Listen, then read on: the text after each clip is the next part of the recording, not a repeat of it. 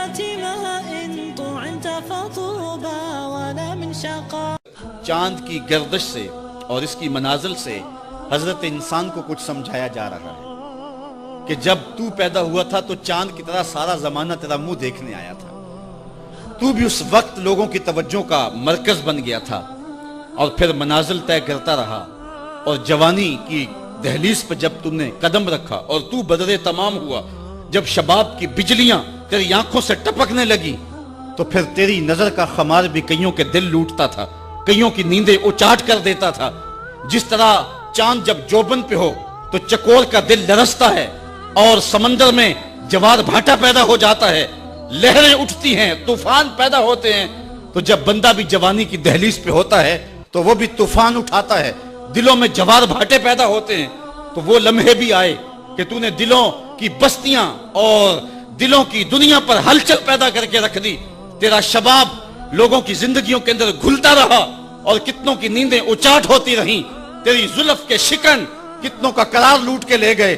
لیکن پھر وہ لمحہ بھی آیا، حتی آدھا کل ارجون القدیم، پھر بوڑھا ہو گیا، پھر تجھے کوئی دیکھنے بھی نہیں آتا، کوئی تجھ سے اداس بھی نہیں ہوتا، بچے بھی کترا کے گزر جاتے ہیں.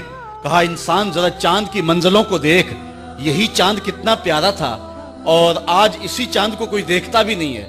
بچہ جب پیدا ہوتا ہے تو اس کی مسکراہٹ دل کھینچتی ہے، اور جب بوڑھا مسکراتا ہے تو اس وقت جو ہے لوگوں کی توجہ نہیں ہوتی. بچے کی زبان جو ہے وہ اڑ اڑ کے جب بولتا ہے تو اس کی توتلی زبان کا حسن دلوں میں نکھار پیدا کرتا ہے.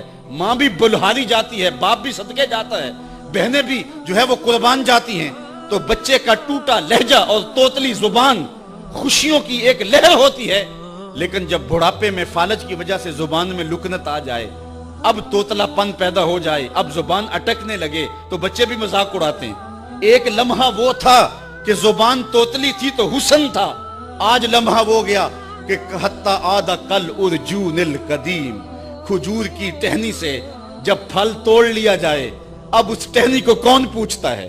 جب تک پھل آیا نہیں تھا وہ ٹہنی اچھی لگتی تھی، مالی سنبھال کے رکھتا تھا، جڑوں کو بھی پانی دیتا تھا اور خیال کرتا تھا کہ کوئی ایسا نقصان نہ ہو کہ یہ پودا جو ہے وہ مرجھا جائے. پھر جوبن پہ آیا اور جب کھجوریں لگیں تو اس نے پھر رسیاں بھی باندھی اور کھجوروں کو سنبھالنے کے لیے سب کچھ کیا. پھر جس دن اس نے اس ڈال سے پھل کاٹ لیا، اب وہ کھجور اجڑ گئی، اب اس کی وہ ٹہنی بے توقیر ہو گئی. انسان کی زندگی کا جب شباب لٹ جاتا ہے اور بڑھاپے میں جب وہ کسی قابل نہیں رہ جاتا تو پھر اس کی بھی یہ مثال ہے، حتی آدھا کل ارجون القدیم، جیسے کھجور کی پرانی ڈال ہو. بني حصاد الرصاص أتاه فما من مغيث ولا من عزاء. أبي رحيم كشربة ماء طعنت فطوبى ولا من شقاء.